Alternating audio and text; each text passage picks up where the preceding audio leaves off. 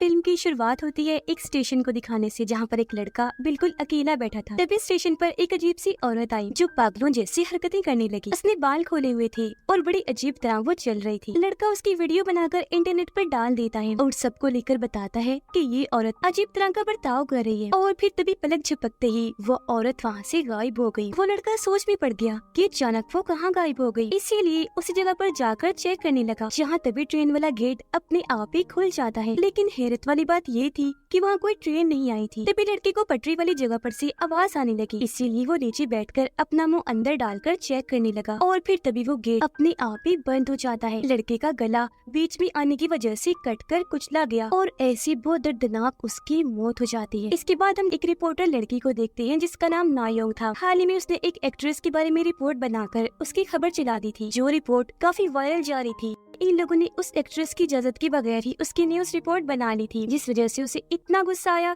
कि उसने इनकी कंपनी के खिलाफ शिकायत कर दी, जिस वजह से कंपनी को 50 मिलियन का फाइन लगता है। इस बात की वजह से नायोंग की बॉस उस पर बहुत गुस्सा करती है और कहती है कि ये सब तुम्हारी वजह से हुआ। अब या तो ये फाइन तुम भरोगी या फिर कोई ऐसी रिपोर्ट बनाओ जो इसी तरह वायरल कामयाबी की बुलंदियों पर जाए। ऐसे हमारी रिपोर्ट पर व्यूज बढ़े, ज्यादा एड्स आए, जिससे हमें इतना मुनाफा हो कि हम इस फाइन को भर सके। अब ये सुनकर नायोंग सोच में पड़ गई कि अब मैं क्या करूं। अब नायोंग को किसी काम से उस स्टेशन पर जाना पड़ता है, जहां उसकी मुलाकात अपने दोस्त से हुई। उसका दोस्त नायोंग को बताता है कि उस दिन जब तुम स्टेशन से गई थी तो मैंने एक लड़के को देखा जो अचानक ही ट्रेन के सामने आया और उसकी मौत हो गई। उसने खुद अपनी जान ली थी। हालांकि मैंने उसे बचाने की कोशिश की थी पर काफी देर हो गई। अजीब बात ये है कि ठीक उसी वक्त मैंने पटरी पर एक छोटे बच्चे को भी देखा जो बिल्कुल अकेला था। सुनने में आया है कि बिल्कुल यही चीज एक और आदमी ने भी देखी जो यहाँ स्टेशन पर मोर्टिशियन का काम करता है। मोर्टिशियन वो होता है जो लाशों को फ्यूनरल दफन वगैरह करने के लिए तैयार करता है। आगे नायोंग का दोस्त बताता है कि अब मैं तुम्हें हैरानकुन जानकारी देता हूँ। वो बच्चा असल में भूत था और जिस आदमी ने अपनी जान ली थी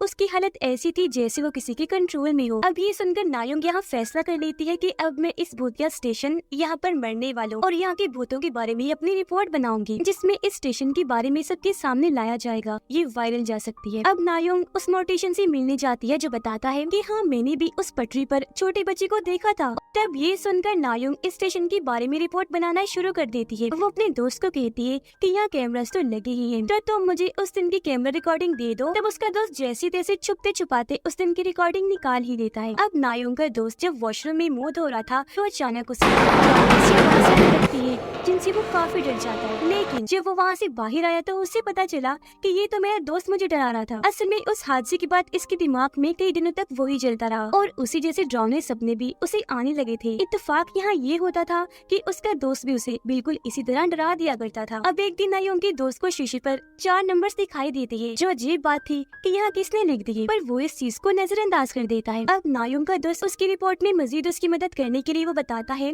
कि मैंने अभी ट्रेन ड्राइवर को बड़ी अजीब हालत में जाता हुआ देखा है। वो काफी गुमसुम था। अब इस मौके का फायदा उठाकर नायोंग उस जगह के लिए निकल जाती है ताकि ड्राइवर से इंटरव्यू ले सके। उसने ड्राइवर को देख लिया जो एक जगह पर बैठा हुआ था। वो भी उसके साइड में बैठ जाती है और उसका इंटरव्यू लेना शुरू कर देती है, पर वो सहमा हुआ गुमसुम बैठा था और उसे कोई बात ही नहीं करता। इसी वक्त हमने देखा कि ड्राइवर के गले पर एक बच्चे का भूत बैठा है जिसने अपने हाथों से ड्राइवर का गला पकड़ा हुआ है और इसी वजह से उसके गले पर अजीब तरह के निशान बन गए थे। फिर अब ड्राइवर वहाँ से उठा और बेसमेंट की तरफ जाने लगता है, जिसके पीछे पीछे नायोंग भी चली जाती है। ड्राइवर दीवार की तरफ मुँह करके खड़ा हो गया और बार बार 4 नंबर बोल रहा था जो थे 0319। अब इसी तरह के 4 नंबर नायोंग के दोस्त को भी दिखाई दिए थे और अब यह ड्राइवर भी एक भूत में बदल जाता है और उसका चेहरा बहुत डरावना लगने लगता है, जिसके अगले ही पल ड्राइवर वहाँ से गायब। अब नायोंग ट्रेन में थी। वो काफी खुश हो रही थी क्योंकि वहाँ का हर एक मुसाफिर उसके स्टेशन वाली खबर को ही पढ़ रहा था, क्योंकि सच में वो काफी वायरल हो गई थी। पर जब उसने नीचे देखा तो वहाँ एक बच्चे का भूत बैठा था जो उसका पैर पकड़कर नीचे खींचने लगता है,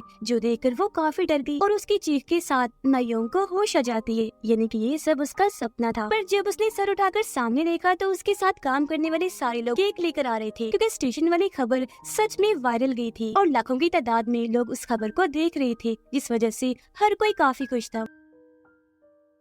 नायोंग की बॉस कहती है कि तुम जिस ड्राइवर का इंटरव्यू ले रही थी ना, उसकी तो कुछ दिन पहले ही मौत हो चुकी है और स्टेशन पर तुम अकेले ही बैठी बोल रही थी। अब इस बात पर उसे यकीन नहीं आता, इसीलिए वो उस दिन की कैमरा रिकॉर्डिंग चेक करती है जहाँ वो सच में बिल्कुल अकेली थी। ड्राइवर उसके साथ नहीं बैठा था, जो चीज नायोंग को हैरान करके रख देती है। और जो बेसमेंट में गया था वो ड्राइवर का भूत ही था। लेकिन फिर भी इन सब चीजों को समझना नायोंग के लिए मुश्किल हो रहा था, इसीलिए वो उस लड़की के पास जाने का फैसला करती है जो उस दिन ड्राइवर के साथ बैठी थी। और जब नायोंग वहाँ इंटरव्यू लेने आ रही थी तो वो वहाँ से चली गई थी। अब नायोंग उस लड़की से मिलने जाती है जिसका नाम टे था और वो यहाँ नायोंग से बड़ी अजीब अजीब बातें करने लगती है। वो उसे बताती है कि जिस आदमी ने ट्रेन के सामने कूदकर अपनी जान ली थी ना, वो असल में वहाँ कुआं ढूंढने आया था जो स्टेशन के पास ही है। वो फिर यहाँ एक कहानी बताने लगी कि काफी अर्सा पहले स्टेशन के पास एक कुआं बनाया गया जिसके अंदर एक कातिल ने बहुत सारे बच्चों को कैद करके रख दिया और उन्हें वहाँ से कभी नहीं निकाला गया, जिस वजह से सभी बच्चे धीरे धीरे करके मारे गए। और अब ये स्टेशन उन बच्चों की वजह से ही भूतिया है, क्योंकि उनकी ही आत्मा यहाँ आकर लोगों को डराती है और उन्हें अपने अपने कंट्रोल में कर उनकी जान ले लेती है। अब ये कातिल कौन था और वो ऐसा क्यों करता था, वो नंबर्स क्या है,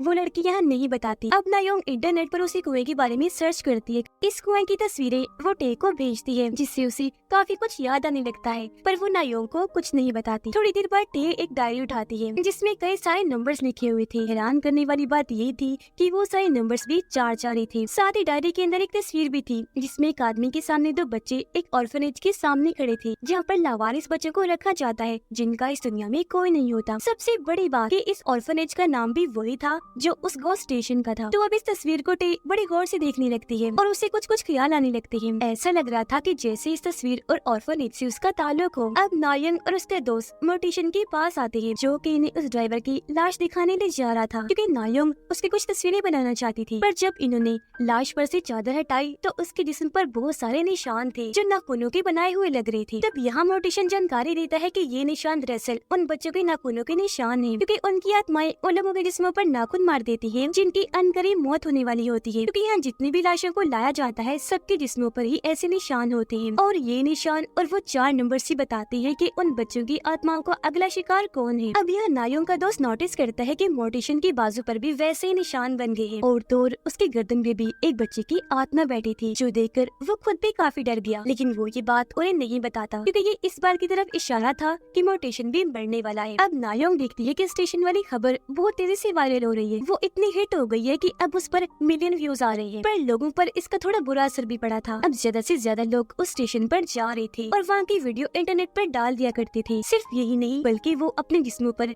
नकली नाखूनों के निशान बनाकर अपनी अपनी तस्वीरें भी इंटरनेट पर डाल रहे थे। एक लड़की जब उस स्टेशन पर गई तो उसके गर्दन पर नाखून के निशान बन जाते हैं जिनको छुपाने के लिए वो वॉशरूम गई, पर वहाँ कुछ बच्चों की आत्माएं उस पर हमला कर देती है जिनकी वजह से वो अपना कंट्रोल खो देती है और अजीब तरह से वहाँ चलने लगी, क्योंकि एक आत्मा ने उसे बुरी तरह नोचा भी था। लेकिन फिर तभी वो आत्माएं उसे वॉशरूम में बंद कर देती है और उसका दम घोटकर उसकी जान ले लेती है। और वॉशरूम में से अजीब आवाजें सुनाई दी गई थी, इसलिए नायोंग के दोस्त का जो दोस्त था इन स्टेशन वर्कर, वो वहाँ पर चेक करने आता है, पर उसकी भी गर्दन पर हम नाखूनों के निशान देखते हैं। जहाँ तभी बहुत सारे बच्चों की आत्माएं उसे भी डराने लगती है और फिर एक साथ मिलकर उस पर ऐसे हमला करती है कि उसकी जान ही ले लेती है। अब नायोंग उसके दोस्त के फ्यूनरल में जाती है और फिर अपने दोस्त से भी मिलने गई जो रो रहा था। कहता है कि मुझे भी कुछ दिन पहले एक छोटी बच्ची की आत्मा दिखी थी जिसके कपड़ों पर भी 4 नंबर लिखे थे और देखो मेरे हाथ पर भी नाखूनों के निशान बन गए हैं। जो कहकर वो नायोंग को अपना हाथ दिखाता है और रोते हुए कहते हैं कि इस बात से मैं डरा हुआ हूँ क्योंकि अनकरीब मेरी भी मौत हो जाएगी। अब रात को जब वो सो रहा था तो उसे उन्हें बच्चों के बुरे बुरे सपने आते हैं,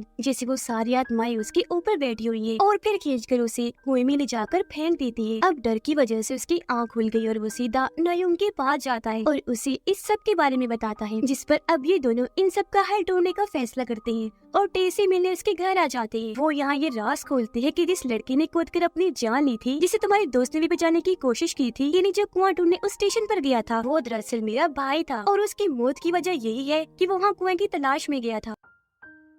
अब ये लोग मिलकर उसका मोबाइल चेक करते हैं जिसमें से इन्हें एक वीडियो मिलती है जो उसके भाई की थी। वीडियो में टे का भाई बताता है कि मुझे वो कुआं मिल गया है, जिसके अंदर का सीन भी वो दिखाता है जहाँ उन बच्चों के स्केलेटन ने ढांचों के टुकड़े पड़े हुए थे। अब ये सब कुछ देखकर ये लोग फैसला करते हैं कि हम भी उस कुएं को ढूंढेंगे और ढांचों के टुकड़ों की मदद से बच्चों का फ्यूनरल कर देंगे ताकि बच्चों की जो आत्माएं स्टेशन पर घूम रही है उन्हें सुकून मिल जाए और वो हमेशा के लिए यहाँ से चली जाए। और इसके बाद ये लोग उस कुएं को भी हमेशा के लिए बंद कर देंगे। इस मकसद के लिए अब नायोंग और उसके दोस्त उस स्टेशन पर जाते हैं और पटरियों के रास्ते पर चलते हुए ये एक सुरंग में जा पहुँचते हैं, जहाँ बहुत अंधेरा था और काफी डर भी लग रहा था, क्योंकि बार बार बच्चों की आत्माएं उन्हें डराने की कोशिश कर रही थी। लेकिन फिर भी वो हिम्मत करके आगे बढ़ती रही और आखिरकार इन्हें वो कुआं मिल ही जाता है। पर तभी सारे बच्चों की आत्माएं वहाँ से बाहर आकर इनकी तरफ बढ़ने लगी, इन्हें मारने के लिए। तब यहाँ नायोंग उन्हें रोकर कहती है कि तुम परेशान न हो, हम तुम्हारी कहानी, तुम्हारी सच्चाई सबके सामने लाकर ही रहेंगे। जो सुनकर सारे बच्चे चिल्लाते हुए रोने लगते हैं और दिखाने की कोशिश कर रहे थे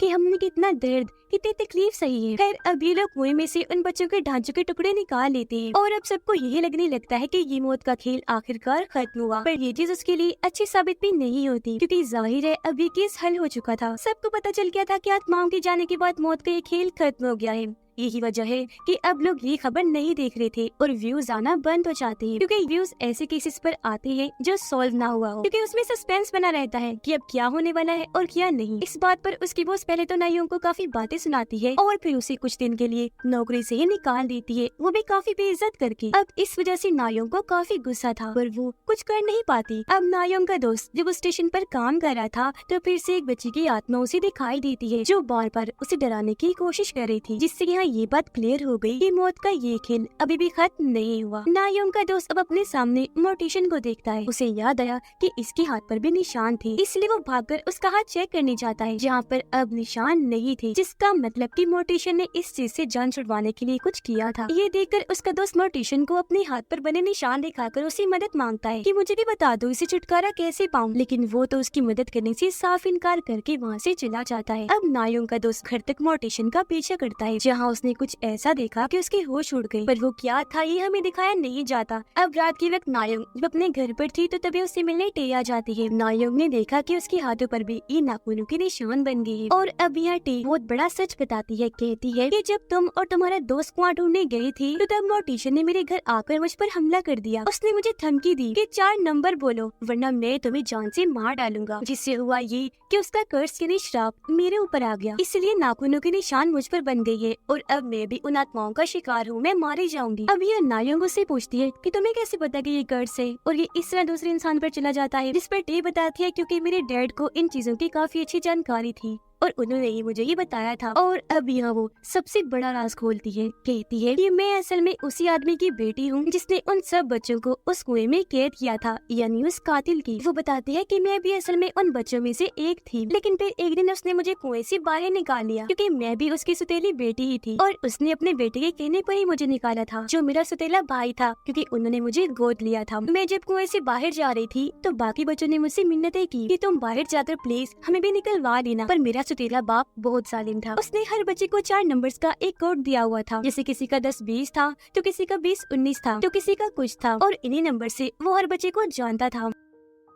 अब जाहिर है उन बच्चों के नंबर्स थे तो उनके मरने के बाद उनके भूतों का भी हर एक नंबर था। टे का सुतीला बाप उस ऑर्फनेज को चलाया करता था, वहाँ वो इन बच्चों पर इतना जुल्म करता था कि उन्हें मारकर काटता था, जिसके बाद सभी बच्चों के जिस्मों के हिस्से बेच दिया करता था। पर जब पुलिस को उस पर शक हुआ तो उसे डर होने लगा कि कहीं मैं पकड़ा ना जाऊँ। यही वजह है कि उसने इन बच्चों को जिंदा ही इस कुएं में कैद कर दिया। टे रोते हुए कहती है कि ये सब मेरी और मेरे भाई की आंखों के सामने हुआ था, लेकिन हम क्या करते डरे हुए थे, उन बच्चों की मदद नहीं कर पाई और मुझे लगता है हमने उन्हें धोखा दिया, मुझे अपनी गलती का एहसास है। ये सारी बात बताकर वो बहुत रोती है क्योंकि सब कुछ उसे याद आ गया था, तो वो उन आत्माओं को अब पहचान पा रही थी। अब मौत के इस खेल को खत्म करने का सिर्फ एक ही रास्ता था कि जो भी लोग इस कर्ज का शिकार है उन्हें मर जाना चाहिए, इन्हें जिनके भी जिस्मों पर निशान है वो मारे जाएं। ये सारी बातें जानकर नायोंग अपने घर आ गई और बिस्तर पर लेटकर इस बारे में सोचने लगती है, पर तभी उसकी आंख लग गई। अगली सुबह जब वो उठी तो उसके दोस्त की कॉल आती है, जो नायोंग को बताता है कि मैंने अपना फोन नंबर बदल लिया है, तो जरा नोट कर लो। वो अपना नंबर बताने लगा और नायोंग भी साथ साथ नंबर बोलने लगी, लेकिन वो 4 नंबर बोलकर चुप हो जाता है और नायोंग की बोलते ही कर्ज उस पर आ गया। यानी कि ये सब उसके दोस्त ने नायोंग को फंसाने के लिए प्लान किया था, क्योंकि जब वो मोर्टिशन के पीछे गया था तो उसने उसे ये सब करते हुए देख लिया था। अब वो कहता है कि माफ करना, मैं जीना चाहता हूँ, इसलिए मुझे ऐसा करना पड़ा, जो कहकर वो फोन काट देता है। अब यहाँ हमें पता चला कि जब नायोंग का दोस्त मोर्टिशन का पीछे करते हुए उसके घर गया था तो वहाँ मोर्टिशन ने उसे जानकारी दी थी, कहा था कि अब तुम्हें ये फैसला करना है कि ये कर्ज तुम्हें किसके पास भेजना है, और हाँ, जिस इंसान को भी तुम कर्ज के लिए चुनो उसे स्टेशन के भूतिया होने और इस कर्ज के बारे में पता पता होना चाहिए, और अगर तुमने सामने वाले से वो नंबर बुलवा दिए तो तुम्हारा कर्ज उस पर चला जाएगा। तो इसीलिए उसने नायोंग के साथ ऐसा किया। अब नायोंग काफी फिक्रमंद हो जाती है, क्योंकि अगर उसने जल्द कुछ ना किया तो वो मारी जाएगी। वो काफी दिमाग लगाकर ये फैसला करती है कि मैं अपना ये कर्ज अपनी बॉस पर डाल दूंगी, जो हमेशा मुझ पर भड़कती रहती है, और ऐसे मेरा बदला भी पूरा हो जाएगा। वो अब सीधा अपनी बॉस के पास गई और उसे कहती है कि मैं यहाँ से रिजाइन दे दूंगी, यानी ये जॉब मैं खुद ही छोड़ दूंगी अगर तुम ये 4 नंबर बोल दोगी तो। अब उसकी बॉस को कुछ समझ नहीं आती, लेकिन नायोंग उसे बातें सुनाकर इतना गुस्सा चढ़ा देती है कि आखिरकार वो 4 नंबर्स बोल ही देती है, जिससे नायोंग का कर्ज उस पर चला जाता है। अब बॉस पर कर्ज आना ही था, क्योंकि असूल के मुताबिक उसे स्टेशन और कर्ज दोनों का ही पता था। वो जब वहाँ से जा रही थी तो उसके पीछे हम बॉस को चिल्लाते हुए देखते हैं, क्योंकि उसके हाथ पर भी नाखूनों के निशान बन गए थे, और वो समझ गई थी कि मेरे साथ क्या हुआ और अब मैं बचने वाली नहीं, यानी कि ये कर्ज कभी भी खत्म नहीं होगा, ऐसे ही चलता जाएगा तब तक जब तक कर्ज वाले सभी लोगों को जान से ना मार दिया जाए। इसी के साथ ये फिल्म यहीं पर खत्म हो जाती है।